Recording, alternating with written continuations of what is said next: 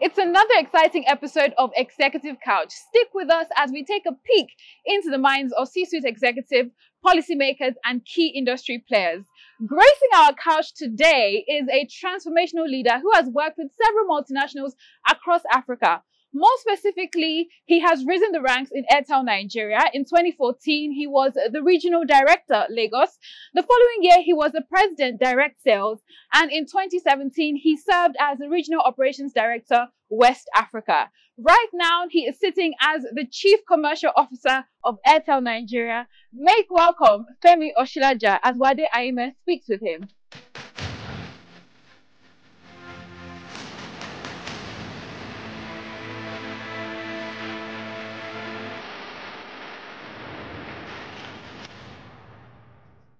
Welcome, Femi. Great to have you here. Just tell us a bit about you, and then we'll go into the interview proper. Your role in Airtel and how long you've been in this space. Thanks a lot to the Nairametrics team. Glad to be Femi Oshinlaja, Chief Commercial Officer for Airtel Nigeria. This is actually my second stint in Airtel, and Airtel is where I've worked the most. Proud now, I was in Airtel for about 7 years, and then joined back in November 2022.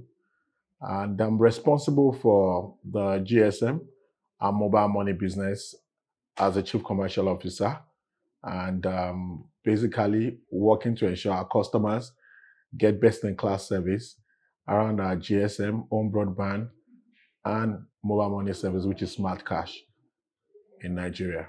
I seem to be hearing that Smart Cash a lot, but let's delve into your commercial business and the business atmosphere as a whole. In the last 2 years, we've seen the exponential growth of artificial intelligence in the world of telecoms business and business as a whole. What are Airtel's plans to play in that space? Are there inroads already, or are there new things that they are going to be doing in that space, especially when you consider the fact that the federal government is pushing its national artificial intelligence strategy?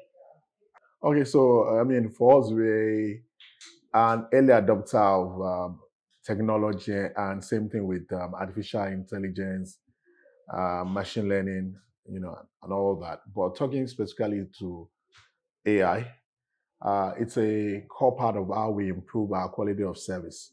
We do apply AI in terms of our network optimization, customer data analytics, internal assurance in terms of ensuring IT security. In terms of customer value management, we do apply, and we're seeing a lot of gains. AI helps to make faster decisions and actually provide tailor-made solutions in an agile manner. I'll speak specifically to how we apply AI to our network operations in terms of the core of the network, which a lot of people don't see. Most people see the towers, the mast, but behind, the core of our network, we do apply AI. And in terms of AI for the network, we're talking about network function virtualization and cloudification. So, and what network function virtualization does is, in terms of things you require to have physically on ground, you now make use of remote servers, and then from anywhere you are, you can access to troubleshoot, and that helps us in terms of, speed of troubleshooting, and also in terms of speed of issue resolution, because you can access the core of the network via a laptop or a mobile app and actually reallocate resources. AI also helps us in terms of managing, our data traffic. You have multiple routes. So with AI, we can remotely analyze which routes need more traffic, which routes have excessive traffic, and we do load balancing. So for our network optimization, which enhances quality of customer experience and also reduce cost, we apply AI. From another way that it's critical for me as a chief commercial person, and I always like talking about, and my colleagues know, is using AI to understand our customers more. We have over 63 million customers. So that from the last that's a big number. Without AI machine learning, it's very tough to be able to understand their behavior, their usage pattern, and their needs. So AI helps us to actually bucketize these customers and then understand what they want and propose to each of these 63 million customers a unique value proposition. And the interesting thing with that value proposition is that when it's brought up at the back end via the platform, the AI tool we use, it actually pops up on the customer's phone. So if you're using a smartphone, we have the self-care app. So when you log into the My Airtel Africa, click on the My Offer tab, you actually see value propositions that came up or was brought up based on the AI platform, and then you're able to subscribe to which of the portfolio of unique offerings are for you. So it's helping us to actually manage our customers better, give them better value, and I think the feedback so far is there's so much gains in terms of AI. So thank you, Femi, for giving us an insight into AI. And I was just about to go into the next aspect of customer use. AI has helped improve your customer dimensioning, bucketing. 5G. 5G came into Nigeria about a year ago. How has that been for Airtel? Are you investing to expand? Because, like, customers are not really, more people are trying to get into 5G, but we still have that challenge of how do you grow that base? So are you putting in new investments into expanding, and what's the customer base like? Okay, excellent. So, just again, in the bid to always provide innovative service to our customers, we did acquire the 5G spectrum license last year.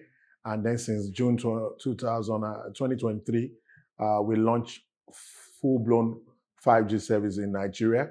Prior to launching 5G, we did know that the incidence of 5G devices, be it handsets or be it CPEs, customer premise equipment, the incidence was low.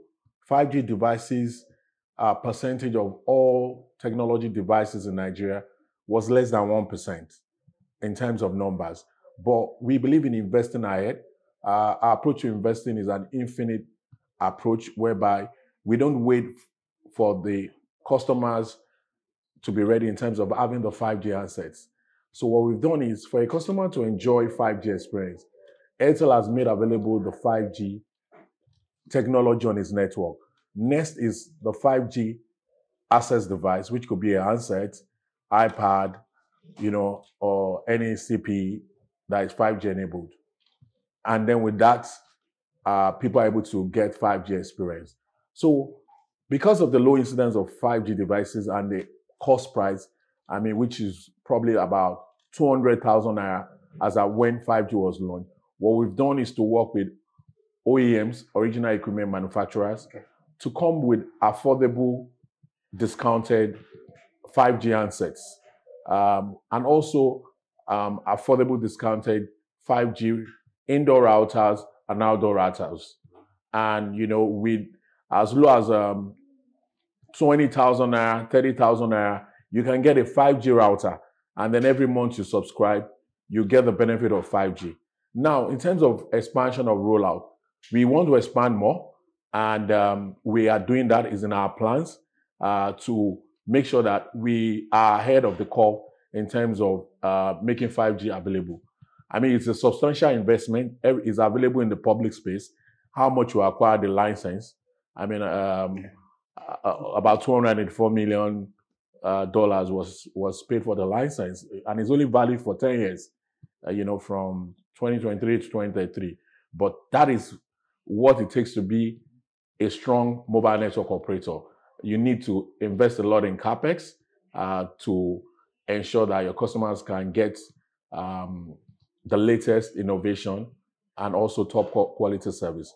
So it's a good one for us as Airtel Nigeria to be a 5G network. And based on that, like I said, you're bringing in more customers. And last year, your average revenue per user went up. Yeah.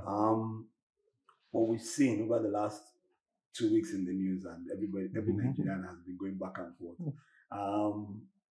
Upward review of current tariffs. What are your views? Well, it's a very tough one. It's a very tough one for us in Nigeria, for the MNOs. But speaking to us as Airtel, it's a very tough one. I mean, we just released our results, so it's out there.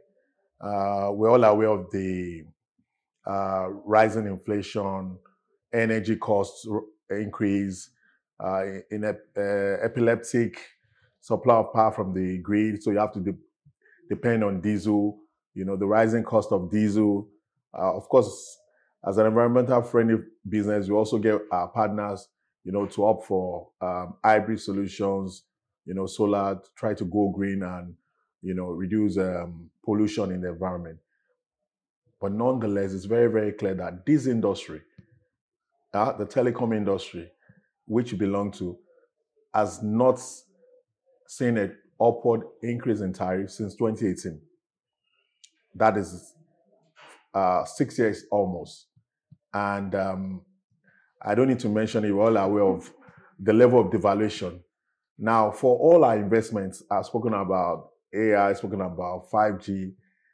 For all majority of our investment outlets in FX. I heard you mention those figures. Hardware, software, license fees. Even sometimes you have to now make payments. Sometimes you pay in Naira denomination. But I mean, we access the global market to get this software and this hardware equipment. So we're really impacted. The results are out there. We're really impacted. If the industry does not get an upward increase, it's going to be stifled. And I'm very confident that working with the ecosystem in terms of our regulator and the government, something good should happen in this space so that the industry, which is a vital part of Nigeria's GDP, is able to sustain itself, and talking about why you need this is because you need to continue to invest. Now we're talking about 5G we just deployed last year. Very soon there will be 6G. And every of this requires additional equipment, requires additional software. But most importantly, how do we even have an upward review that will ensure that our basic OPEX, can be covered? But nonetheless, we'll keep doing our best for us as Airtel to ensure that our quality of service is top-notch. But I do believe it's time for the industry to come together for an upward review of tariff. And so when I hear that as a consumer, I'm also interviewing you, so I have to be what's it called? I have to balance both space. When I consider the fact that last year you launched mobile money in 1 year, revenue $2 million.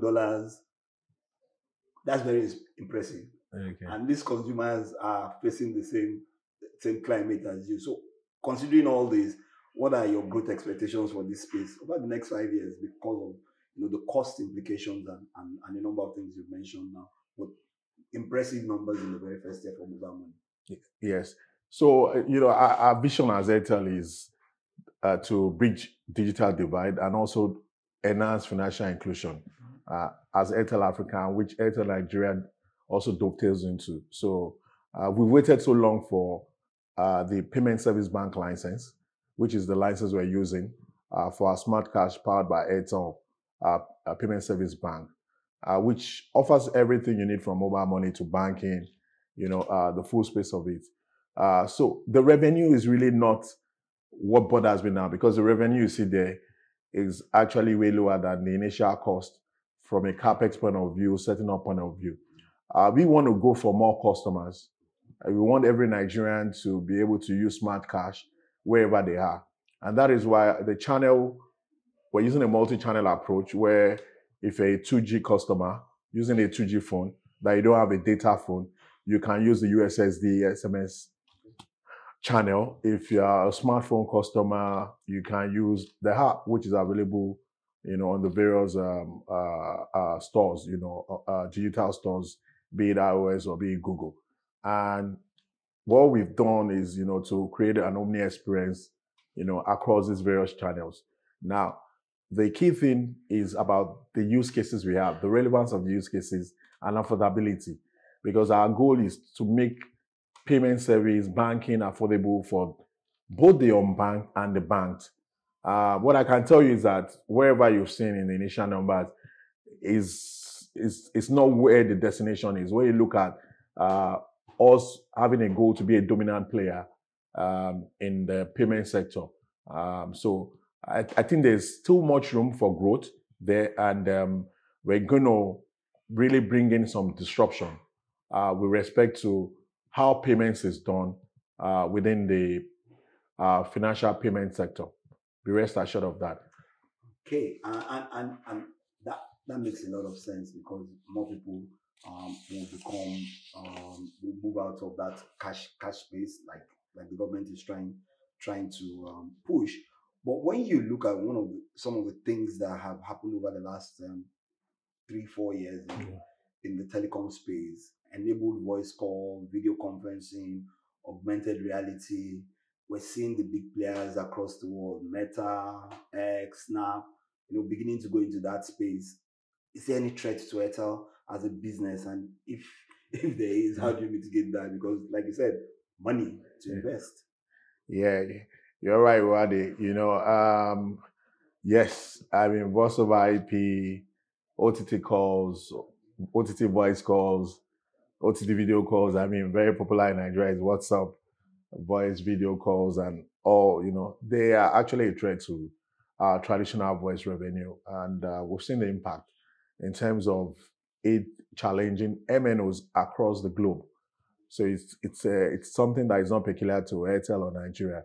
It's a global trend whereby OTT players offering voice and video services impact revenues.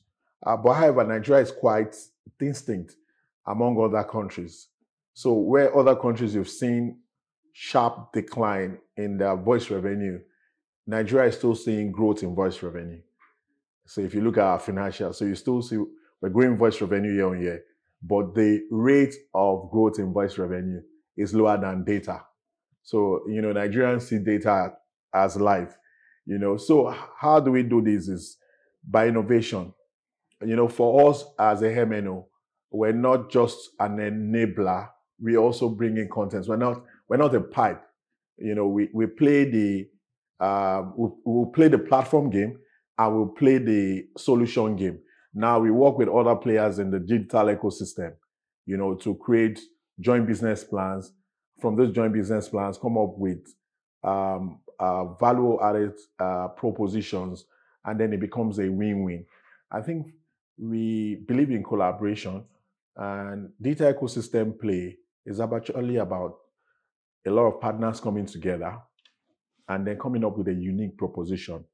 It's not about running the race alone. And we do that with the likes of Meta, Google, think with them and like, what do Nigerians need? And that is why you see some of our data bundle propositions might speak to, say, YouTube bundle, might speak to night browsing, might speak to Facebook Flex. So we come up with stuff that we enable people to enjoy digital content at a more affordable price, And one of the things you also see is that if you look at our vision, we talk about a reason to imagine. So we're youth-centric, and the youth is all about data. When you look at Africa and then Nigeria, the role of Nigeria in digital play is high. From content creation to content consumption, the Nigerian youths have got it going. And we as Airtel, we're there to bring their dreams to life, to bring their imaginations to life, with our data network, and we're seeing that big time. Another thing, we're speaking earlier about is how affordable data is in Nigeria. So if you look at it's out there published, like Statista, they gather data of mobile data pricing across the world. Within sub-Saharan Africa, Nigeria has the second cheapest data price. An extra, Airtel's business center, launched last year, generating revenue and growing. What are your plans? How do you want to align this with the broader strategy of Airtel? Is it just for Nigeria alone? Because it's an extra. Are you going to have K extra and all the works across Africa? Okay, so NSRA is as a project is very key for us as Airtel Africa, even though it's in Nigeria. So it's the launch last year on the foundation lane, the Eco Atlantic, was a significant milestone for us, in our journey. And our data centers are a cornerstone of our organization's growth strategy, and there's a strong focus on Nigeria, which is the largest market for Airtel Africa, in terms of the countries we operate. I believe, and I mean, as an organization, we strongly believe that, the establishment of NSRA data centers is going to enhance data sovereignty, security, and preservation of data within the continent. So it reflects our commitment to working to ensure that Nigeria is a major hub for access to digital preservation within the continent. And initially, while this project is going on, probably over 1,000 jobs will be provided.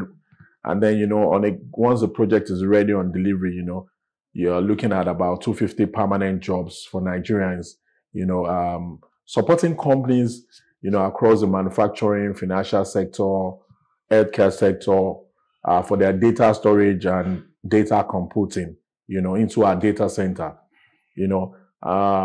NSRA brings to life that the local content and indigenization of things you'll have normally had to pay dollars for to get. Now Nigerians, individuals, businesses, SMEs, large corporates across various sectors can store their data and content where it is being consumed.